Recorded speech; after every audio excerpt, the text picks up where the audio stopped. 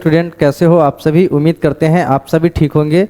तो स्टूडेंट्स, हम लोग पढ़ेंगे आज समरूप त्रिभुज पे आधारित प्रश्न को। ठीक है, इसका हम लोग प्रैक्टिस कर रहे हैं, जिसमें सवाल जो है 20 तक हम लोग प्रैक्टिस कर चुके हैं। आज उससे आगे जो है 10 सवाल और प्रैक्टिस करवाऊंगा। ठीक है, हम लोग बेसिक से समझ रहे हैं और हर तरह के सवालों को प्रैक्टिस कर रहे हैं, ताकि किसी भी पब्लिकेशन का बुक अगर क्लास 10th को दिया जाए और ज्यामिति को सॉल्व करने के लिए बोले समरूप त्रिभुज पे आधारित, तो आप क्या उसको सॉल्व कर पाए। ठीक है, इसलिए हम लोग बेसिक से हर तरह के सवालों को प्रैक्टिस कर रहे हैं। तो आइए यहाँ पे शुरू करते हैं और समझते हैं कि आज जो है आज किस तरह का सवाल लिया गया है। जैसा कि आपको पता है, क्लास 10 का हम लोग मैथमेटिक्स पढ़ रहे हैं। ये ज्यामिति का जो है पार्ट 5 है, समरूप त्रिभुज पर आधारित। ये प्रश्न एकदम आसान भाषा में आपको समझाऊंगा। ठीक है, इसमें सबसे पहला नंबर जो सवाल है इसको देखिएगा, जो 21 नंबर सवाल है। इसमें क्या कहता है, त्रिभुज एबीसी में AB बराबर AC और भुजा AC पर एक बिंदु D इस प्रकार है कि BC स्क्वायर बराबर AC गुना CD। सिद्ध कीजिए कि BD बराबर BC है। इस तरह का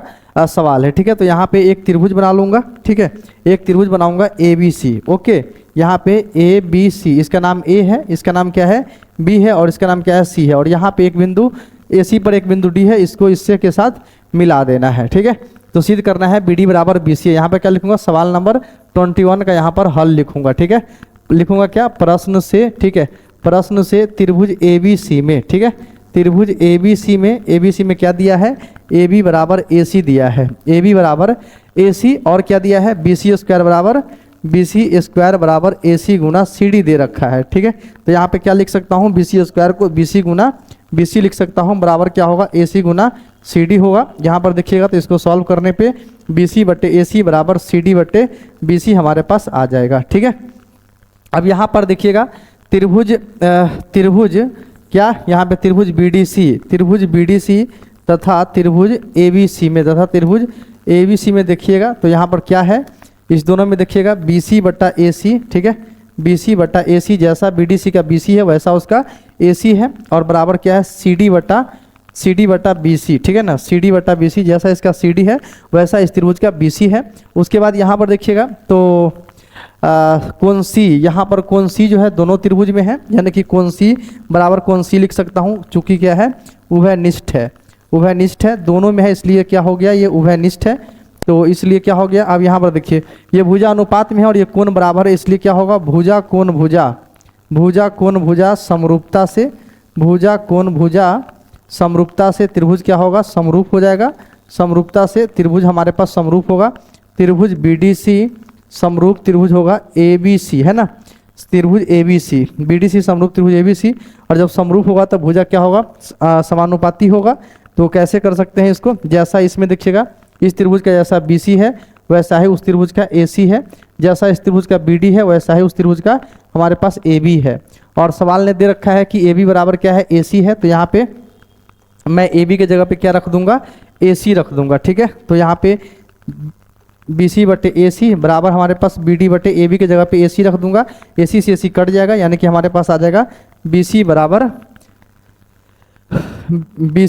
BD, है ना, BC बराबर BD। यही हमें प्रूफ करना था और ये साबित हो गया। ठीक है, ये चीज़ आपको समझ में आ गया होगा। इस तरह से इसको जो है साबित किया जा सकता है। आगे बढ़ेंगे, अगला सवाल को यहाँ पे सॉल्व करेंगे। यहाँ पर देखिएगा त्रिभुज ABC की भुजा AC और BC पर S और T क्रमशः दो बिंदु इस प्रकार है कि कोने बराबर CTS दिखाए कि त्रिभुज CAB समरूप त्रिभुज CTS है। तो यहाँ पे कैसे बनाऊंगा इसको, यहाँ पर इसको इससे मिला दूंगा CA, और यहाँ पे ये क्या है, B है। ठीक है, अब यहाँ पर बोल रहा है कि AC पर S और BC पर T है, यानी कि यहाँ पर S है और यहाँ पर क्या है, ये T है। अब यहाँ पर लिखूंगा क्या, सवाल नंबर 22 का यहाँ पे हल लिखूंगा। ठीक है, यहाँ पर लिखूंगा क्या, प्रश्न से। ठीक है, प्रश्न से त्रिभुज ABC में क्या दिया है, कोण A बराबर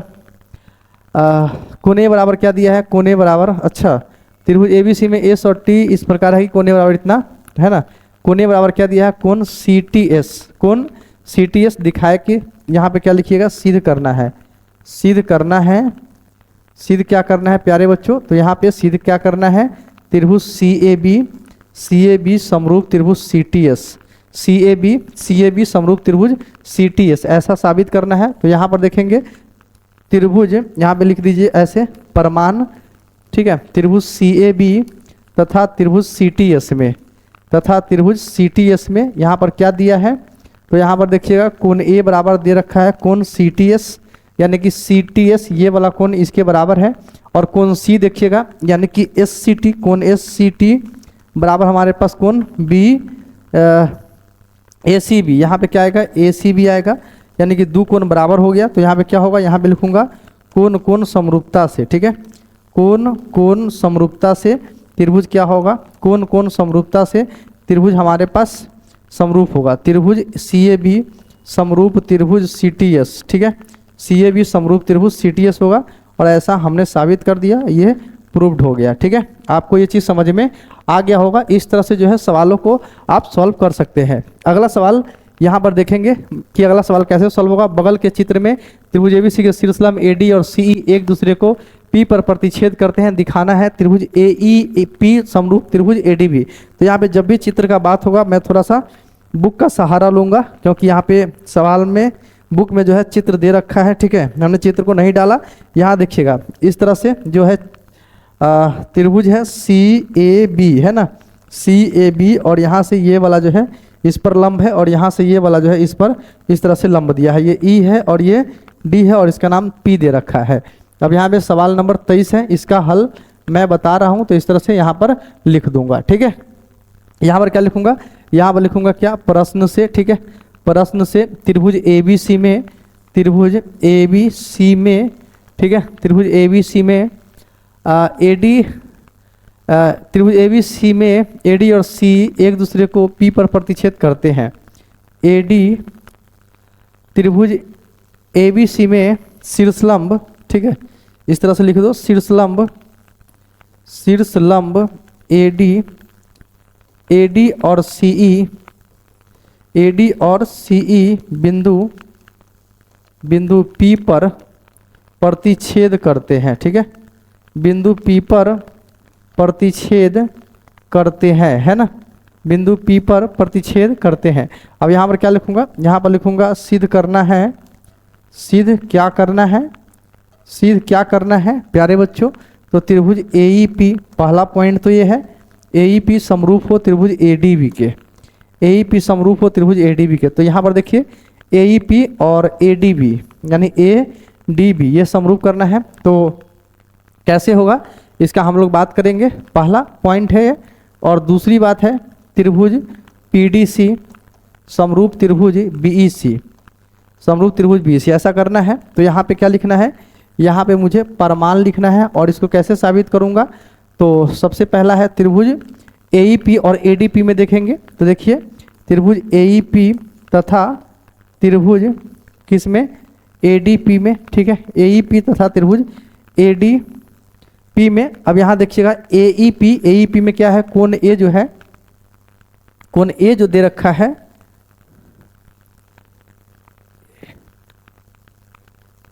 AEP और ADB, सॉरी यहाँ पे ADB है ना, ADB है ना, ये वाला AD है ये, ठीक है, ADB है। तो यहाँ पर देखिए AEP में देखिएगा तो E जो है कोण E 90 डिग्री, और उसमें कोण D 90 डिग्री, ये दोनों क्या है 90 डिग्री, और कोण A जो है दोनों में है, यानी कि कोण A बराबर कोण A है, चूंकि क्या है उभयनिष्ठ है, यानी कि दोनों का कोण A बराबर होगा, है ना। और जिस त्रिभुज में दो कोण प्यारे बच्चों बराबर होता है वो दोनों त्रिभुज क्या होता है, समरूप होता है। क्या है इसका नियम, कोण कोण समरूपता से। ठीक है, ये सबका परिमेय मैं बता चुका हूँ, कोण कोण समरूपता से त्रिभुज क्या होगा, समरूप होगा।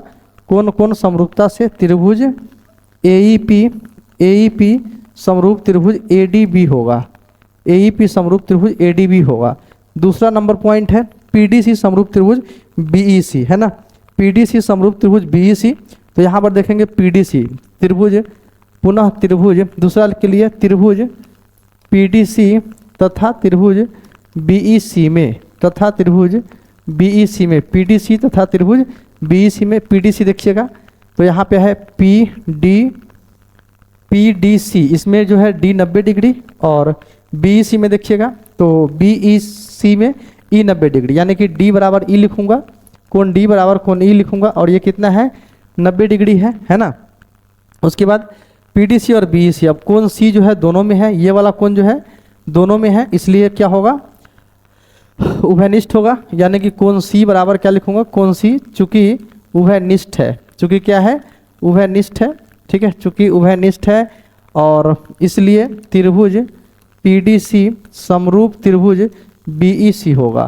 त्रिभुज पीडीसी समरूप त्रिभुज बीईसी, और ये क्या हो गया, साबित हो गया। यहाँ पर क्या लिखूंगा, यहाँ पर इसको प्रूव्ड लिखूंगा।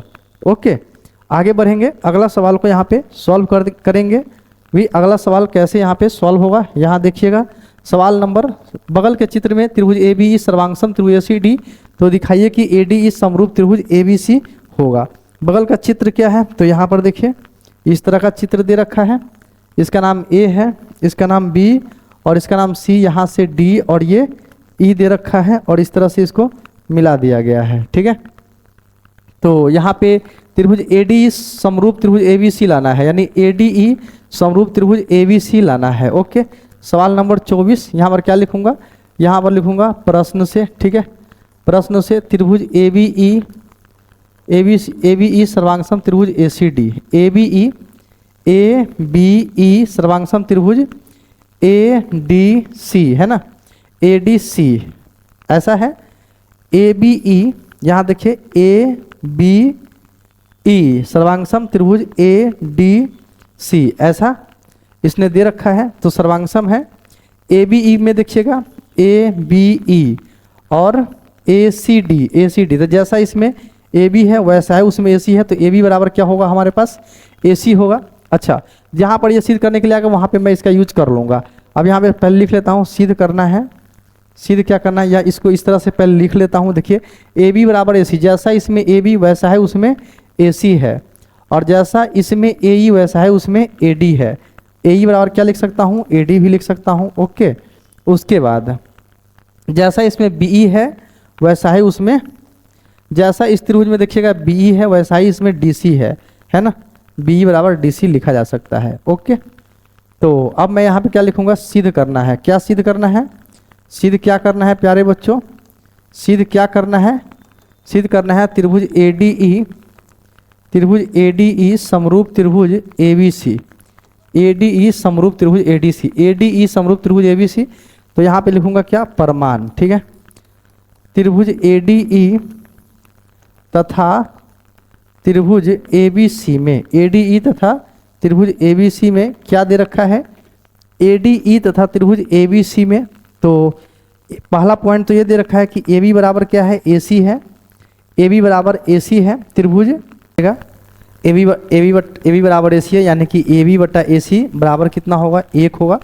दूसरा बात क्या है, ए ई बराबर ए डी है, यानी कि ए ई बराबर ए डी, या इसको लिख सकता हूँ ए डी बटा ए ई बराबर कितना, 1 आ जाएगा, ठीक है। तो अब यहाँ पे दोनों के बराबर 1 है, इसका मतलब है कि ए बी बटा ए सी बराबर ए डी बटा ए ई आ गया, ठीक है।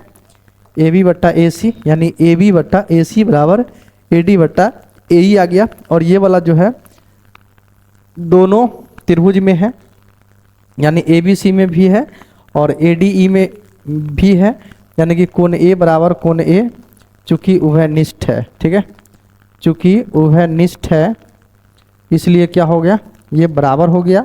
अब यहाँ पर इस तरह से अगर अनुपात आता है बराबर में और यहाँ पे कोण बराबर हो तो भुजा कोण भुजा समरूपता से त्रिभुज क्या हो जाता है, समरूप हो जाता है। तो यहाँ पर क्या लिखूंगा, भुजा कोण भुजा समरूपता से, भुजा कोण भुजा समरूपता से त्रिभुज क्या होगा, समरूप होगा, यानी कि त्रिभुज ए डी ई समरूप त्रिभुज ए B C, A D E समरूप त्रिभुज ए बी सी, ये हो गया साबित, ठीक है।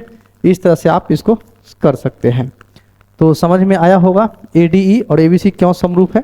अगला सवाल जो है कैसे सॉल्व होगा, एक 6 मीटर लंबाई के उद्गर पोल की 4 मीटर लंबी परछाई जमीन पर बनती है, उसी समय एक मीनार की 28 मीटर लंबी परछाई बनती है। मीनार की ऊंचाई ज्ञात करना है, ठीक है।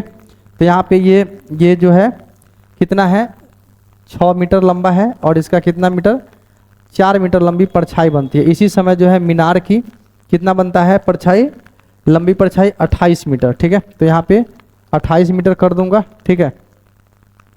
इसको इस तरह से कर दो यहाँ पे, ठीक है। यहाँ पे ये जो है मीनार है, ठीक है, इसका जो है परछाई कितना बनता है, तो यहाँ पे इसका परछाई जो है 28 मीटर बनता है, ठीक है, 28 मीटर बनता है। तो ये कैसे सॉल्व होगा, यहाँ पर ये दोनों जो है त्रिभुज जो है समरूप हो जाएगा, ठीक है। इसका नाम ए है, इसका नाम बी, इसका नाम सी और इसका नाम क्या दे दीजिए, डी दे दीजिए, ठीक है। तो यहाँ पर देखिए तो ये कोण और ये कोण कितना है, 90 डिग्री है, तो ये बराबर होगा। और ये जो है दोनों में आएगा तो ये इसलिए क्या होगा, ये जो है उभयनिष्ठ होगा और त्रिभुज क्या होगा, समरूप हो जाएगा। तो यहाँ पे सवाल नंबर 25 है, इसका क्या ऊंचाई मान लूंगा, इसका ऊंचाई x मान लूंगा। समरूप त्रिभुज है तो इसका भुजा जो है समानुपाती होगा। तो यहाँ पे x क्या है, x यहाँ पे ये x है और इसका ऊंचाई 6 है, जैसा इसका 28 है वैसा उसका 4 है। तो इस तरह से हो जाएगा। यहाँ पे 4 सत्ते 28 यानी कि x बराबर 6 गुना 7 यानी कि 6 सत्ते 42 यानी कि 42 मीटर का जो है ऊंचाई का जो है क्या है, मीनार है। यहाँ पर क्या लिखूंगा, अतः मीनार की ऊंचाई, मीनार की ऊंचाई जो है, मीनार की ऊंचाई कितना आ जाएगा प्यारे बच्चों, मीनार का ऊंचाई हमारे पास 42 मीटर आ जाएगा, ठीक है। मीनार की ऊंचाई कितना आ जाएगा, 42 मीटर आ जाएगा।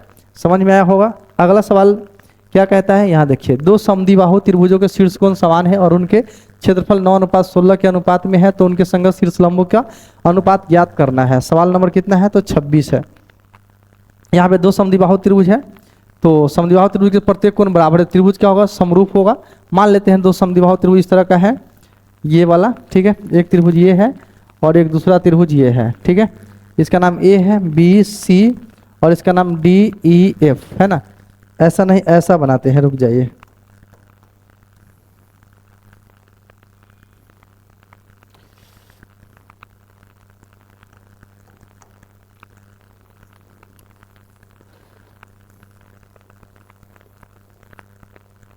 इसको इस तरह का बना लेते हैं, ठीक है, ए बी सी और यहाँ पे इस तरह का डी ई एफ, ठीक है।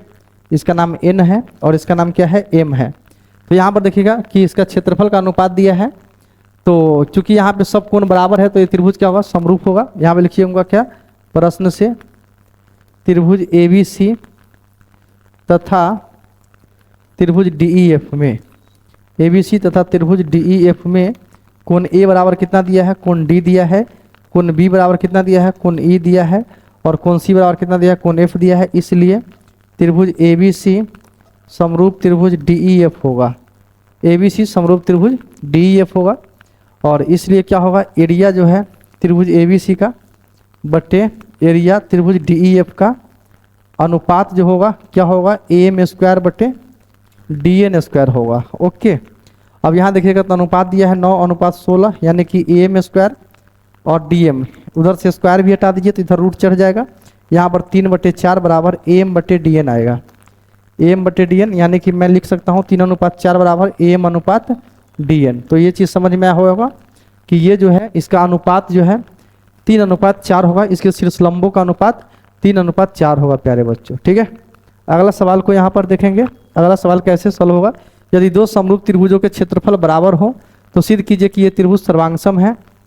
दो त्रिभुजों के क्षेत्रफल बराबर दिया है, यानी कि इसका मतलब है ये दो त्रिभुज बना लेता हूँ, ए बी सी और दूसरा त्रिभुज ये है डी ई एफ। ओके, और यहाँ पे क्या दिया है कि दो समरूप त्रिभुज का क्षेत्रफल बराबर है। लिखूंगा क्या, प्रश्न से एरिया ऑफ ट्रिएंगल यानी कि त्रिभुज ए बी सी का क्षेत्रफल बराबर दे रखा है त्रिभुज डी ई एफ का क्षेत्रफल। ए बी सी का क्षेत्रफल बराबर दिया है क्या, त्रिभुज डी ई एफ का क्षेत्रफल, ठीक है। अब यहाँ पर देखिएगा चूंकि त्रिभुज ए बी सी समरूप त्रिभुज डी ई एफ और जो दो त्रिभुज समरूप होता है, समरूप त्रिभुज के क्षेत्रफल का अनुपात के संगत भुजा के वर्गों के अनुपात के बराबर होता है। ये चीज़ आपको पता होना चाहिए, यानी कि area of triangle A B C बटे area of triangle D E F बराबर मैं क्या लिख सकता हूँ, ए बी स्क्वायर बटे डी ई स्क्वायर बराबर बी सी स्क्वायर बटे ई एफ स्क्वायर बराबर ए सी स्क्वायर बटे डी एफ स्क्वायर, ऐसा लिख सकता हूँ। लेकिन ये दो एरिया बराबर है तो ये क्या एक के बराबर आएगा, क्योंकि ए बी सी की जगह पर मैं बैठा दूंगा D E F, area of triangle D E F बटे area of triangle D E F, ठीक है।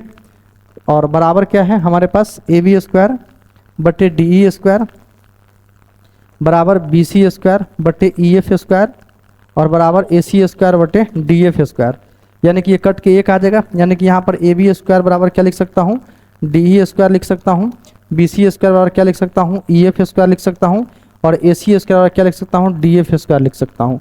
ए बी स्क्वायर डी स्क्वायर का मतलब है ए बी बराबर डी ई आएगा हमारे पास, और बी सी स्क्वायर बराबर ई एफ का मतलब है बी सी बराबर ई एफ आएगा, और ए सी स्क्वायर बराबर डी एफ का मतलब है ए सी बराबर डी एफ आएगा। अब सब भुजा बराबर है तो भुजा भुजा भुजा सर्वांग समता से त्रिभुज क्या होगा, सर्वांग सम होगा। जब त्रिभुज का प्रत्येक भुजा बराबर हो तो ये क्या होता है, त्रिभुज सर्वांग सम होता है। भुजा भुजा भुजा सर्वांग समता से, इसको ऐसे सर्वांग समता बोलते हैं, साइड साइड साइड सर्वांग समता बोलते हैं, ठीक है। यानी कि त्रिभुज ए बी सी सर्वांग सम हो गया त्रिभुज डी ई एफ के, ठीक है। तो यही चीज़ मुझे साबित करना था। आपको समझ में आया होगा, इस तरह से आप इसको प्रूव कर सकते हैं, ठीक है। समझ में आया होगा। आगे बढ़ते हैं, अगला सवाल को समझते हैं। अगला सवाल यहाँ पे कैसे सॉल्व होगा।